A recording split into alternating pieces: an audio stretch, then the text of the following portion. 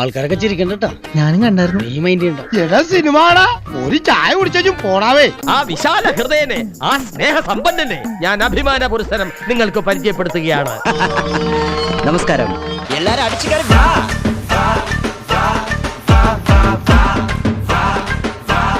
മാർക്കോയില് ഉണ്ടായിരുന്നു. എന്താ ഉറക്കം വരുന്നു. പക്ഷെ കണ്ടില്ല. അയ്യോ ഓർമ്മിപ്പിക്കല്ലേ പൊന്നെ. അതൊന്നും സാരമില്ല, ഇവന് ഇതൊക്കെ പറയുവാ. എന്താണ് കാരണം എന്നുള്ളത് റിയാസിന്റെ വായിൽ നിന്ന് തന്നെ കേട്ടാൽ കൊള്ളാം.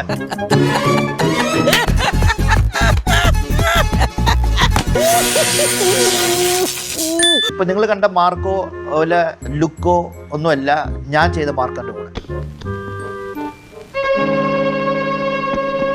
എവിടെ? ചട്ടമ്പി നാടിന്റെ വർത്തമാനകാല യാഥാർത്ഥ്യങ്ങളിലേക്ക്. ഈ ബ്ലാക്ക് ആൻഡ് ബ്ലാക്ക് സൂട്ട് ഇട്ട് ആകെ ഗെറ്റപ്പ് അല്ല.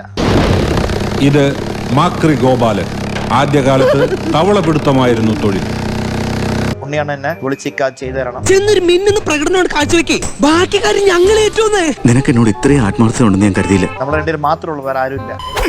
മാർക്കോ, ഈ കേസ് ഞാൻ തീരുമാനം ഉണ്ടാക്കും.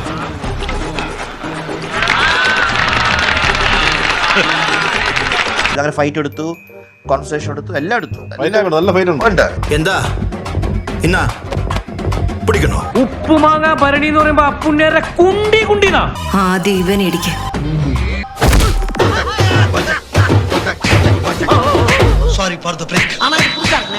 രണ്ടുപേരും കട്ട കേട്ട. വീണതല്ല, സാഷ്ടാംഗം പ്രണമിച്ചതാ. രണ്ടുപേരും കട്ട കേട്ട. വൃത്തിയായിട്ടവനെ ഉമ്മ വെച്ച് കളിക്കുന്ന. ചെവിയും കെട്ടൂടാ, കണ്ണും കണ്ടൂടാ. ശിവനെ, ഇത് യാത് ജില്ല.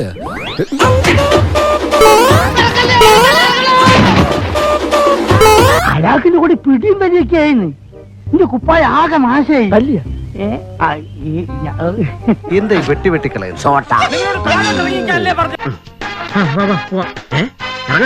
ഇപ്പൊ ഒന്ന് കേറുള്ളൂ അമ്മാവ. സോ അത് മൊത്തം ഇല്ല, അത് ടോട്ടലി ഇല്ല. അവന്റെ അമ്മയുടെ വീടിന്റെ തൊട്ടടുത്ത് തന്നെ എന്റെ വീട്. എന്നിട്ട് അവൻ എന്നോട് ഇങ്ങനെ പെരുമാറണേ. ആ ടോട്ടലി ഇല്ലാതെ അതിലായിരുന്നു ഞാൻ മെയിനായിട്ടുള്ളത്. സംവിധാനം ചതിച്ചാച്ചാനെ.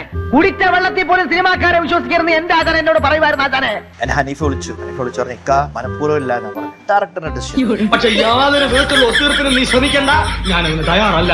ഒരു ഭയങ്കര ഹിറ്റ് പടത്തിൽ ഇന്ന് പോകുമ്പോഴുള്ള വിഷമമുണ്ട്. അതുകൊണ്ട് നീ ഇമോഷണൽ ആവരുത്.